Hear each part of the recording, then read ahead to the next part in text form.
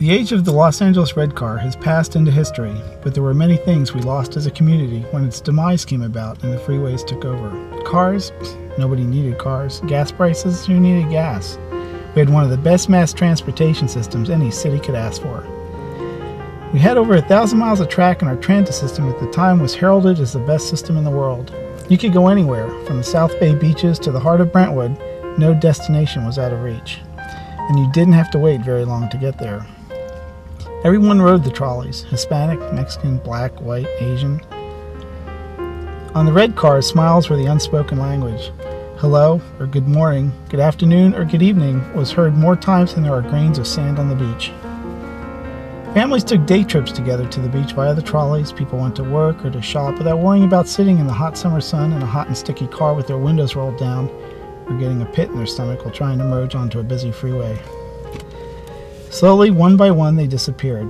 The tracks were eventually covered over with asphalt and weeds. The freeways popped up, slicing through communities like a hot knife through butter. Easy family outings disappeared.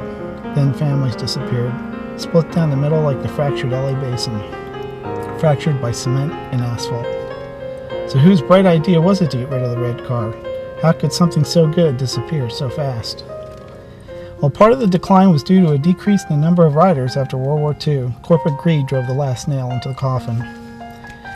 Good old GM, Firestone, and Standard Oil, they were looking out for our best interests.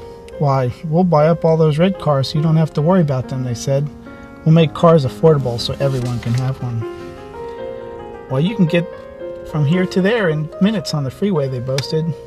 We have the tires and the oil and the gas to get you there. Pretty soon, moms had to go to work to earn enough money so that they could pay for the car, and the tires, and the gas, and the oil.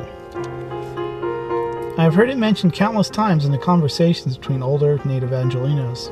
Do you remember when we used to ride the red car? Some of the old right-of-ways can still be found, but they're disappearing quickly. The city and county of Los Angeles now realizes how valuable those rights-of-way were. Now they have to buy them back, when they can afford it, and if it's available. They have put in some light rail, but it's not enough. I had once asked a transit representative why we didn't have more light rail considering the vast amounts of traffic jams that permeate the city. He said that there was not enough demand. At a later time, I spoke with a LA South Bay city official who explained the truth. Some cities do not want the rail coming through their community because it will give undesirables easier access to their city.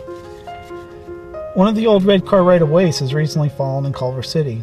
I was personally hoping that the construction was for a light rail system, which would replace the once proud red car line, but no such luck. It was removed to widen the road so we can get more hot cars in the asphalt, waiting in line for the next green light. When riding one of the restored San Pedro red cars down by the cruise ships, I had met a very knowledgeable operator named Bob, who had told me in an interesting anecdotal to the red car demise. He had said that there was a study completed by USC that had discovered that the unemployment rate in the early 1960s in South Central LA skyrocketed after the last of the red cars were removed. This high unemployment rate had been one of the primary catalysts for the 1965 Watts riots. I often sit in traffic and dream of what the red car was like, and how it may have evolved, and how I wish I could ride the red car and smile and say, "Good morning," without a pit in my stomach.